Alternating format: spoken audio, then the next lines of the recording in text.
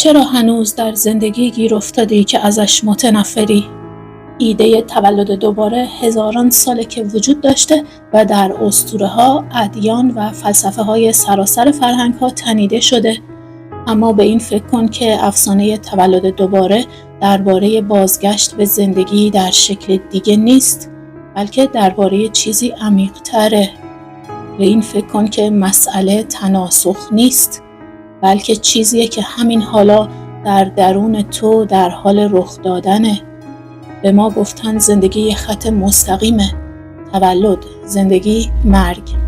اما به این فکر کن که این بزرگترین دروغیه که تاکنون گفته شده. اگه زندگی اصلاً خطی نباشه بلکه چرخه‌ای باشه چی؟ اگه قبلاً همین لحظه رو زندگی کرده باشیم، نه در بدنی دیگه، نه در زندگی دیگه، بلکه در همین بدن، در همین زندگی، اونم با تکرار الگوهایی که حتی تشخیصشون نمیدیم چی؟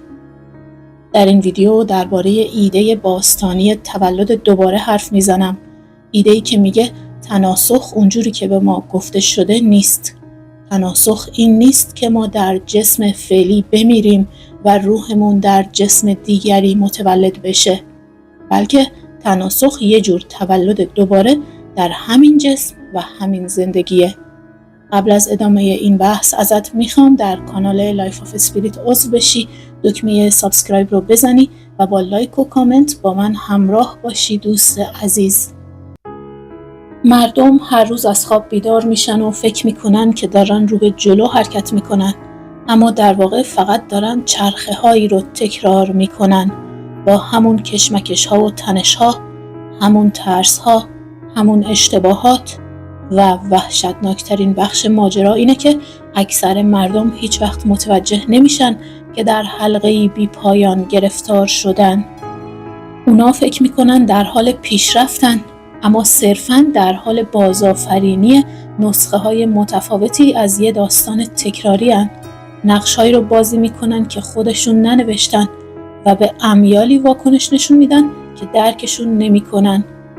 و افسانه تولد دوباره چیه؟ این افسانه درباره اتفاقات پس از مرگ نیست. موضوع اینه که آیا اصلاً تا حالا واقعاً زندگی کردی؟ فردی رو تصور کن که در چرخه رنج گرفتار شده.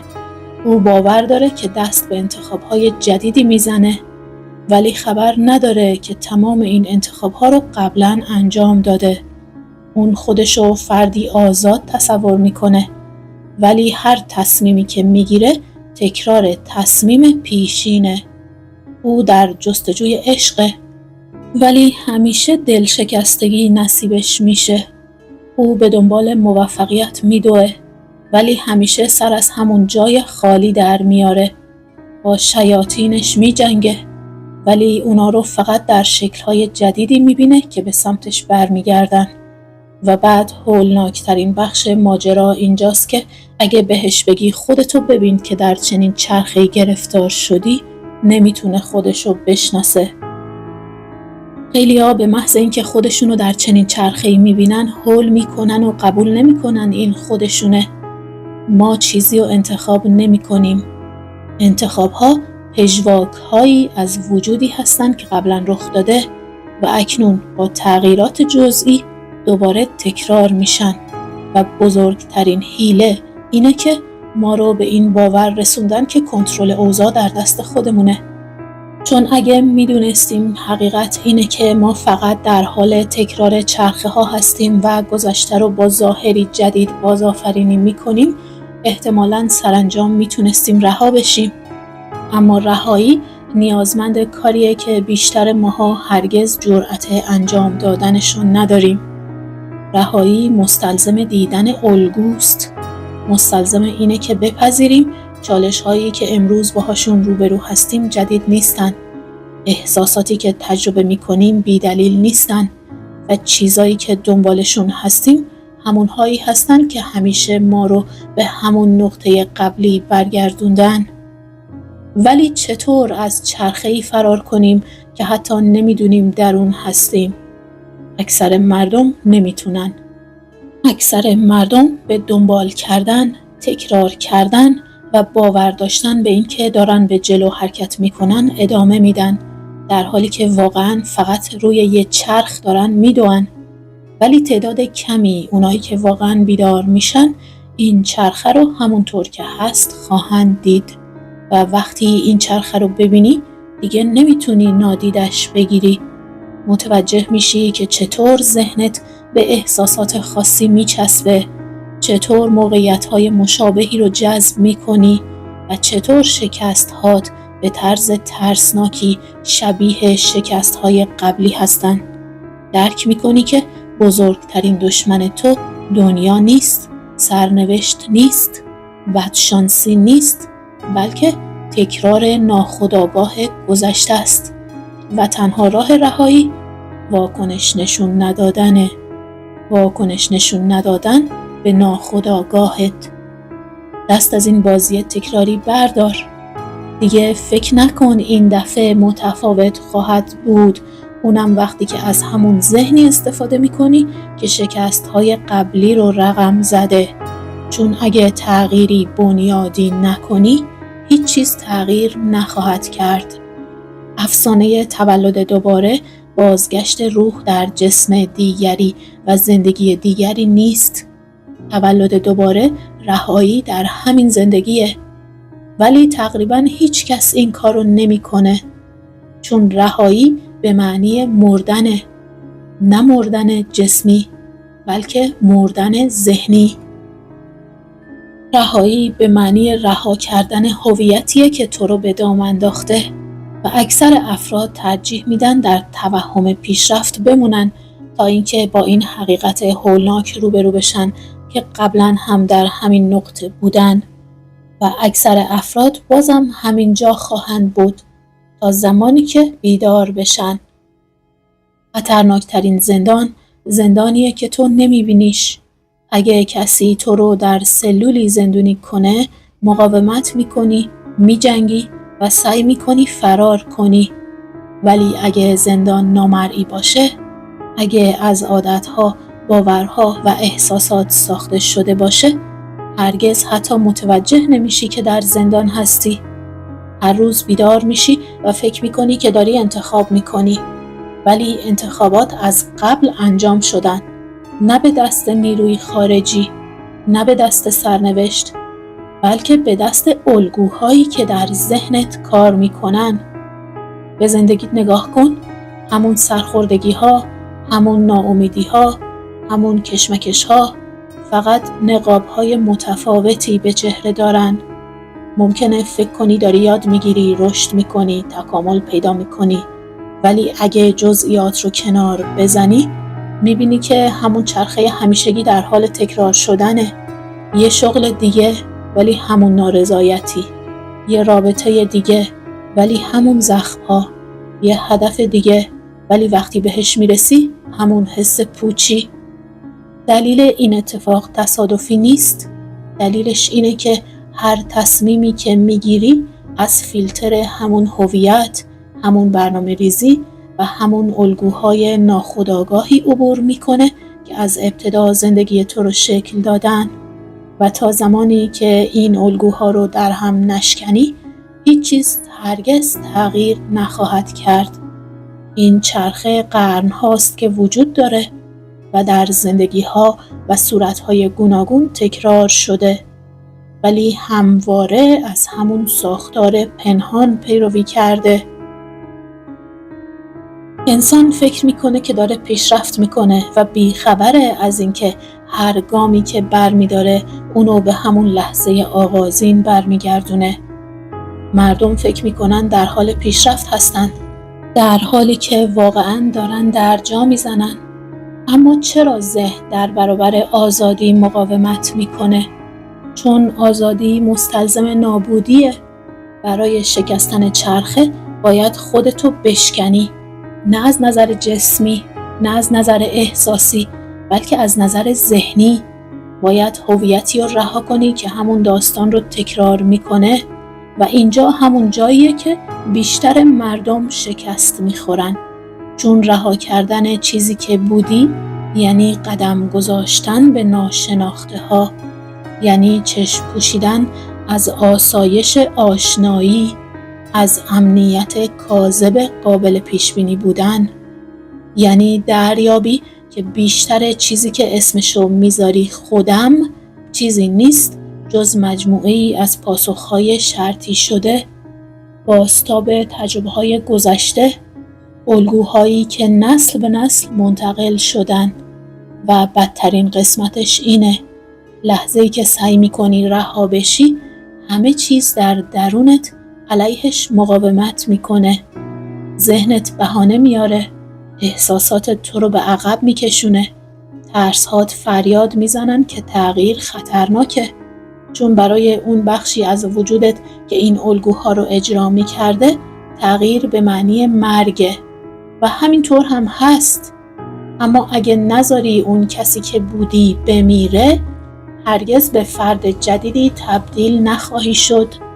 همچنان همون چرخه‌های باطل رو تکرار خواهی کرد و به خودت خواهی گفت که دفعه بعد متفاوت خواهد بود، که فرصت بعدی، رابطه بعدی یا گشایش یا پیشرفت بعدی سرانجام اون آزادی که به دنبالشی و برات به ارمغان خواهد آورد. اما اینطور نخواهد بود، زیرا آزادی در آینده یافت نمیشه، بلکه در شکستن الگو همین حالا به دست میاد.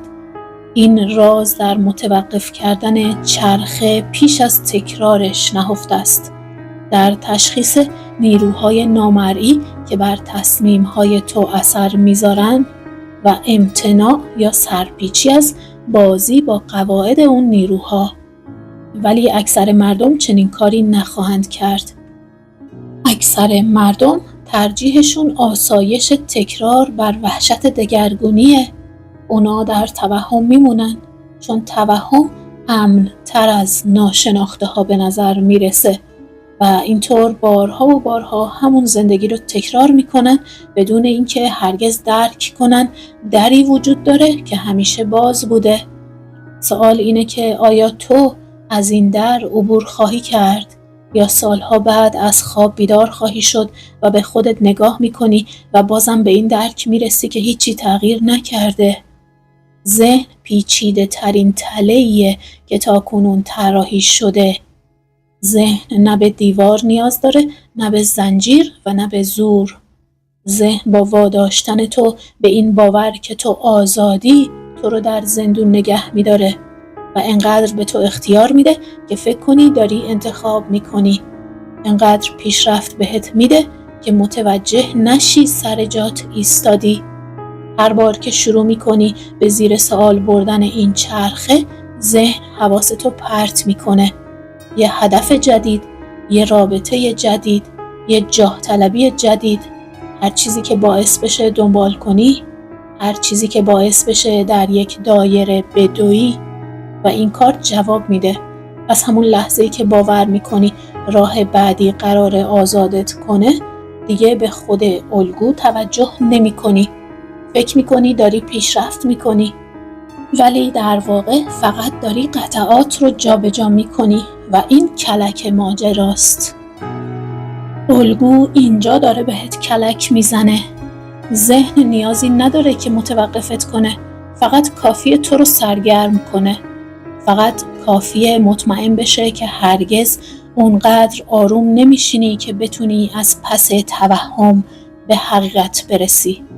چون اگه این کارو کنی، اگه واقعاً بایستی و از دنبال کردن دست بکشی، اگه دست از واکنش نشون دادن بکشی و اگه از باور کردن داستان ذهن دست برداری، همه چیز فرو میپاشه.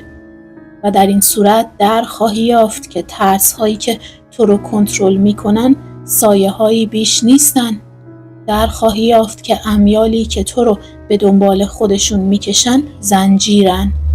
در خواهی یافت هویتی که تمام عمر تو صرف ساختنش کردی خود واقعی تو نیست، بلکه فقط یه جور نقابه، یه نقشه، یه نمایشنامه که هرگز واقعاً متعلق به تو نبوده. لحظه‌ای که انسان این تله رو همونطور که هست میبینه، لحظه مهمیه.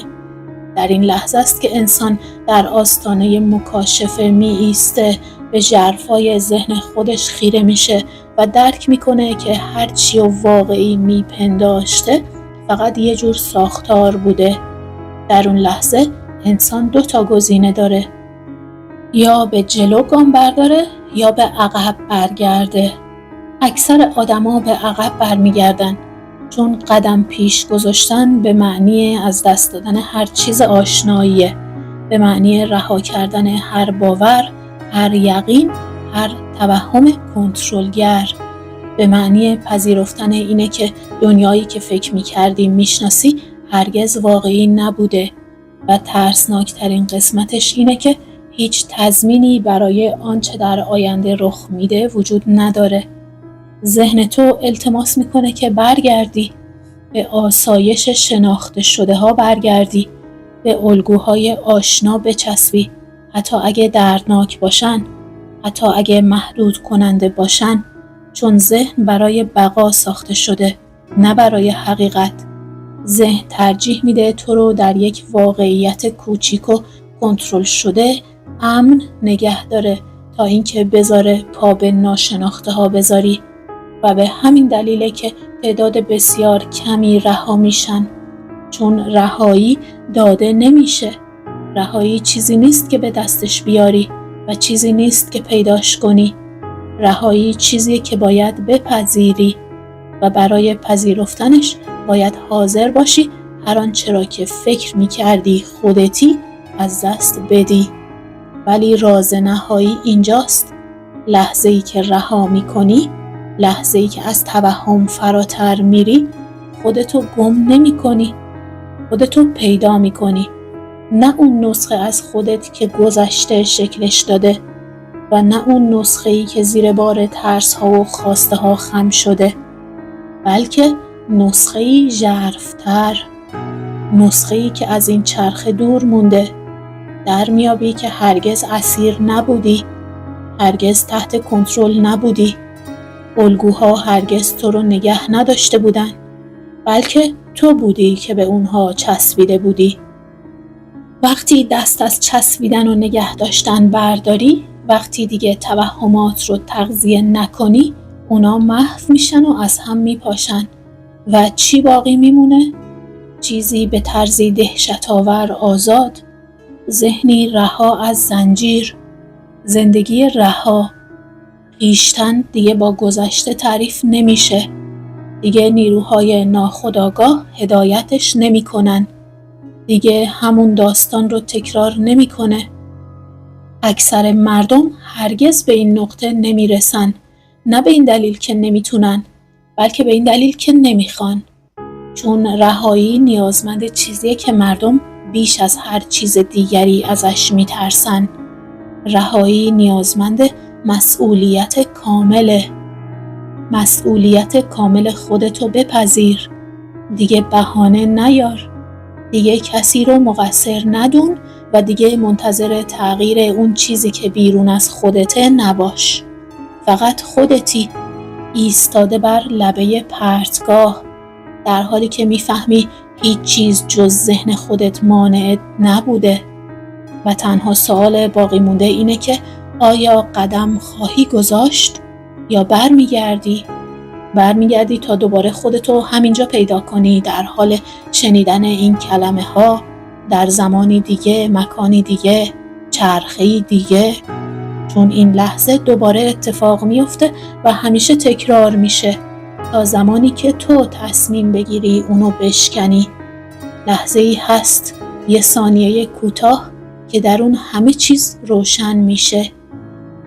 این لحظه دراماتیک نیست، پر سر و صدا نیست، آرومه، تقریبا نامحسوسه، مانند سوسوی شعله‌ای رو به خاموشیه پیش از اینکه ناپدید بشه. در این لحظه تو تمام ساختار زندگی تو میبینی، الگوها، تکرارها، نیروهای نامرئی که با تک تک تصمیم‌هایی شکل گرفتن که فکر می‌کردی متعلق به خودت بوده و بعد این لحظه به همون سرعت ناپدید میشه، چون ذهن هجوم میاره تا اونو بپوشونه، تا اونو در هیاهو غرق کنه، تا تو رو به ریتم آشنای فکرهایی که تو رو در خواب نگه می‌دارن برگردونه. اگه در اون لحظه بمونی و توهم واقعی رو ببینی و رو تو بر نگردونی، همه چیز تغییر میکنه. دنیا دیگه مثل قبل به نظر نمیرسه. خواستهات همون احساسات قبلی رو ندارن و ترسهات همون وزن سابق رو حفظ نمیکنن. اگه در اون لحظه بمونی، میفهمی که بیشتر چیزهایی که به دنبالشون بودی از اساس واقعی نبودن و این ترسناکه. چون اگه چیزی که تمام این مدت به دنبالش میدویدی واقعی نبوده، پس تمام این مدت که گذشت تو چه کسی بودی؟ زندگیت واقعاً به چی گذشته؟ و این پرسش به قدری سنگینه که بیشتر مردم تاب تحملشون ندارن، بنابراین فراموشش میکنن، لحظه رو از دست میدن، به چرخه برمیگردن، به تعقیب، به توهم پیشرفتی که مانع روبرو شدنشون با حقیقت میشه. خیلیا میبینن ولی عمل نمیکنن. کسانی هستن که تا حدی بیدار میشن و با نگاهی اجمالی زندان رو میبینن، ولی به اندازه‌ای بیدار نمیشن که از اون زندان خارج بشن. این غم انگیزه، نه؟ چون مشکل این افراد جهل و نادونی نیست. اونا میدونن، اونا میفهمن، اونا حتی از آزادی حرف میزنن، درباره آزادی مینویسن و آزادی رو به دیگران یاد میدن، ولی آزادی رو زندگی نمیکنن. اونا دانش را با رهایی و آگاهی را با گریز اشتباه میگیرن. تصور میکنن چون میتونن توهم رو ببینن دیگه جزئی از توهم نیستن، ولی دیدن زندان یه چیزه و ترک کردن زندان چیز دیگه. این دو چیز کاملا متفاوتن. اینجاست که خیلیا شکست میخورن، چون لحظه‌ای که سعی میکنن از این چرخه خارج بشن با نیروی قوی‌تر از هر مانع خارجی مواجه میشن، با ذهن خودشون.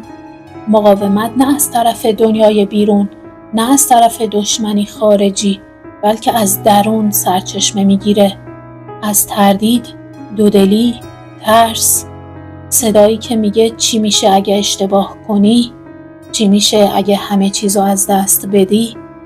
چی میشه اگه به ناشناخته ها قدم بذاری و هیچی پیدا نکنی؟ در همین لحظه است که بیشتر افراد برمیگردن.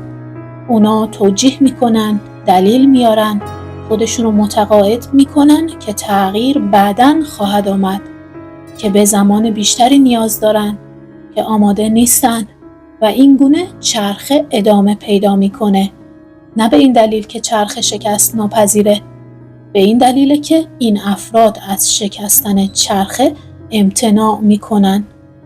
ولی برای افراد اندکی که برنمیگردن، برای اونایی که با وجود ترس و با وجود عدم قطعیت و با وجود میل شدید به عقب نشینی قدم پیش میذارن، اتفاقی خارق‌العاده رخ میده. توهم فرو میریزه، الگوها محو میشن، زنجیرهایی که فکر میکردن واقعی هستن باز میشن. نه به این دلیل که اینها واقعاً شکسته شدن یا باز شدن، بلکه به این دلیل که اینها از ابتدا هیچ وقت واقعی نبودن.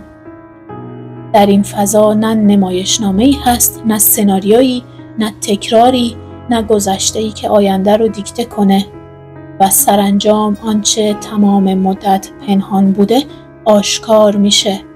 اونا میبینن که هرگز چیزی مانع اونها نبوده. هیچ وقت نیرویی مانع اونها نبوده. زندان همیشه در ذهنشون بوده و اون در همیشه باز بوده. ولی اون در یه جور مکان فیزیکی یا یه جور در واقعی نیست، یه تصمیمه، یه لحظه یگانه که یا ازش عبور میکنی یا نه، و اون لحظه همین الانه، اکنونه. چرخه سعی میکنه تو رو به عقب بکشونه، ذهن تلاش میکنه تو رو قانع کنه که به زمان بیشتری نیاز داری، ولی زمان خودش یه جور تله است. زمان همون چرخه است و اگه منتظر بمونی، اگه تردید کنی، اگه این لحظه رو از دست بدی، باز هم خودتو همینجا پیدا میکنی، در حال شنیدن همین جمله ها و همین اشتیاق برای رهایی رو احساس میکنی، ولی در نسخه دیگه از همون داستان گرفتار هستی. پس تنها سوالی که باقی میمونه همون سوالیه که همیشه مهم بوده: آیا قدم به جلو میذاری یا در خواب باقی میمونی؟ اکثر مردم در خواب باقی میمونن، نه به این دلیل که قادر به بیدار شدن نیستن، بلکه به این دلیل که بیدار شدن به معنی از دست دادن هر چیزیه که هویت خودشونو حول اون بنا کردن. بیدار شدن یعنی فهمیدن این که اکثر چیزایی که دنبال میکردن و ازش میترسیدن و بهش باور داشتن از همون اول واقعی نبوده و چنین درکی ترسناکه.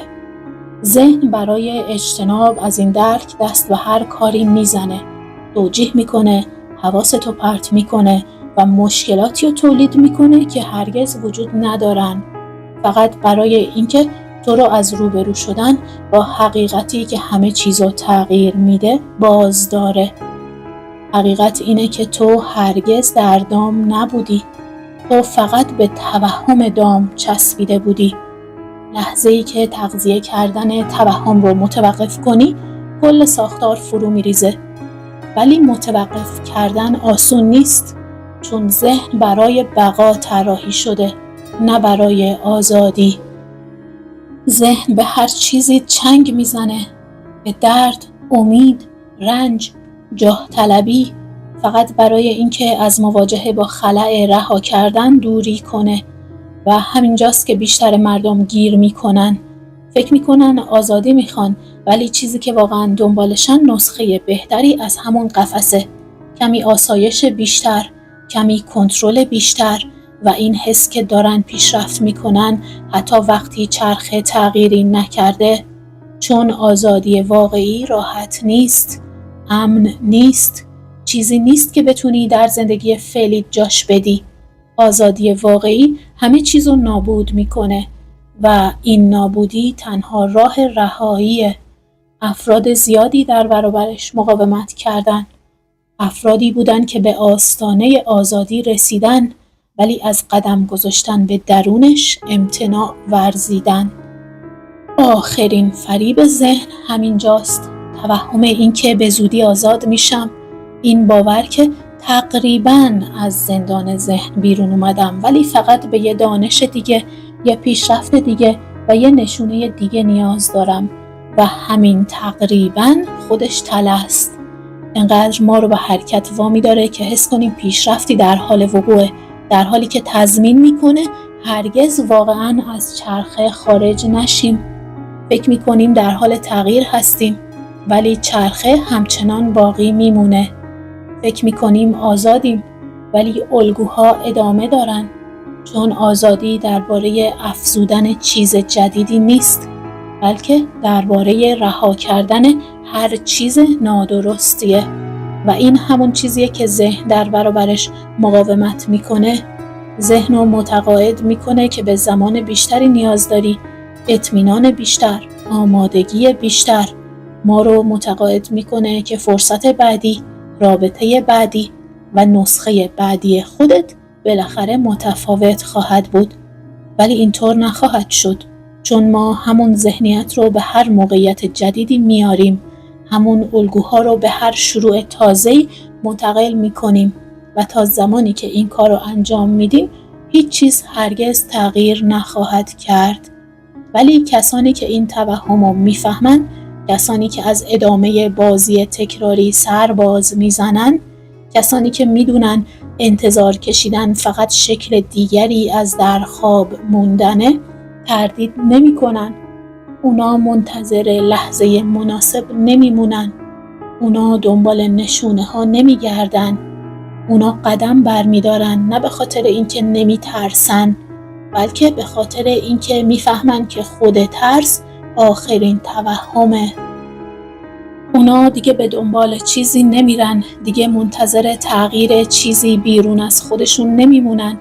اونا در همین لحظه چرخه رو میشکنن، نه به این دلیل که با اون جنگیدن، نه به این دلیل که راهش رو پیدا کردن، بلکه به این دلیل که دیگه اونو تغذیه نکردن.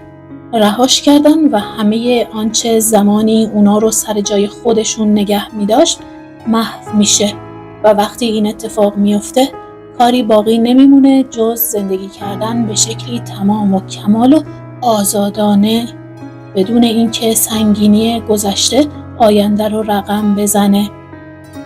این فقط برای کسانی اتفاق میفته که دست از انتظار میکشن، چون اگه همین الان اقدام نکنی، اگه درنگ کنی، اگه بذاری ذهنت قانعت کنه که به زمان بیشتری نیاز داری، خواهی دید که دوباره به همین نقطه برگشتی، همین جمله ها رو میشنوی، همین کشش رو احساس میکنی و با همین انتخاب روبرو هستی. تنها چیزی که تا ابد اهمیت خواهد داشت کاریه که در همین لحظه انجام میدی. عبور کردن یا در خواب موندن. یادت باشه قلم در دست توه و میتونی از چرخه تکرار زندگی که دوستش نداری خارج بشی و داستان زندگی خودتو به یه شاهکار تبدیل کنی. شاهکاری که بهت حس آزادی و کمال میده.